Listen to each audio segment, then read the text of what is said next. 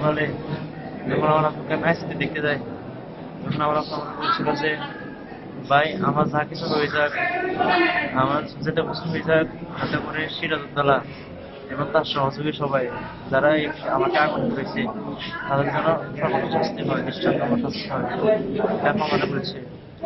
কে কে গেছিলেন? আপনি ছিলেন? আমি ছিলাম আর একটা আমার আম্মু ছিল। আপনার আম্মা ছিল? এটা কয়টার সময় সকালে? এটা সকাল 9:30টার সময়। 9:30টার সময় বলছে। এরপরে আবার গেছিলেন, এরপরে কি সে কথা বলতে পারছিল কিনা, বা এরপরে কি কথা হয়েছে? এরপরে গিয়েছিলাম, কথা বলার চেষ্টা করছিলাম যে আসলে আপু জানি আমরা অনেকটা এখন অসুস্থ, তারপর আরেকবার বলেন যে আসলে মেয়েদেরকে আপনি চিন্তা করছি কিনা। আপু বলছিল যে আসলে মেয়েদের আমার খুব খুব পরিচিত মনে হচ্ছে, এদের আসলে আমি কতটা চিন্তা করছি কিন্তু আমার ফেসটা মনে করতে পারছি না।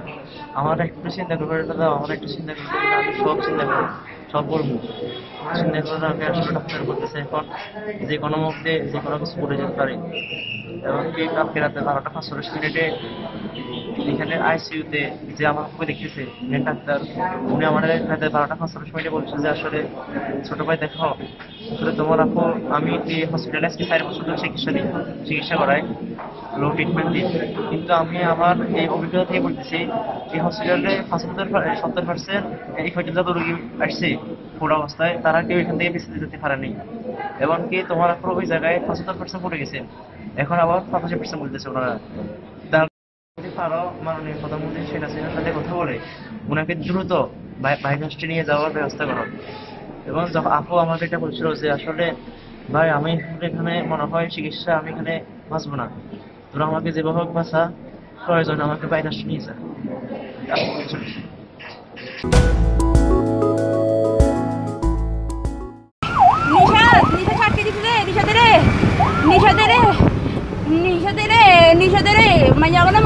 ছাদের উপর মাইকে কথা করছে কবর পর আর দাদা দিকে গেছি দেখি রেডে মাইয়া আরে প্রথম বেগুন মুকেশ বন্ধ ইয়া মুকেশ বন্ধ ইয়া আরে কতদিন কি তুই কবি মিনি প্রিন্সিপাল নাম এন মিথ্যাঞ্চস কে বলছে মাইয়া এর নাম কিয়া? মুকেশরা তবে কণ্ঠন খুব সেনা কে কণ্ঠ তোর কাছে কার কি মনে হয়?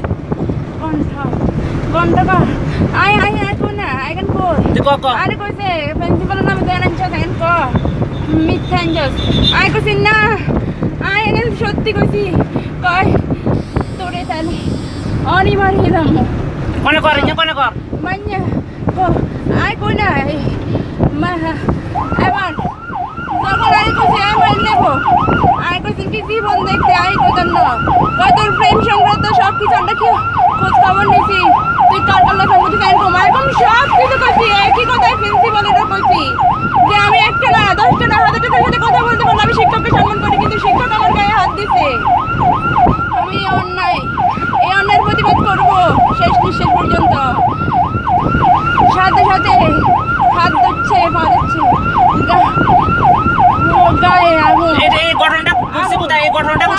ছাদের উপর কিছু নিষেধের মারে কিছু সাথে হয়ে গেছি। আমার আসলে কি নিষেধের মারে নাকি তখন? না নিষেধ তো নাই। আচ্ছা নিষেধ তো নাই। তোরা কইছে কে মানে নিষেধের মারে যে কথা তোরা বলছে কে? মেয়েটার নাম কি? আর নাম দেখে না নিষেধ কইতে আর কই তো কি জানি সাথে কি সমস্যা হইছে এর কই আর কথা এটা আর কথা সাক্ষী দি মাই শিরোদের দোয়ার এই অন্যায়ের প্রতিবাদ করমু আর সারা বাংলাদেশের কাছে কমু, প্রধানমন্ত্রীর কাছে কমু, সারা দুনিয়ার কাছে কমু এই অন্যায়ের প্রতিবাদ করার কি এটা হলো আমার উপর, এটা হলো আমার উপর। বোন তুই একটু রেস্ট কর সমস্যা না, আল্লাহ ভালো যাবি।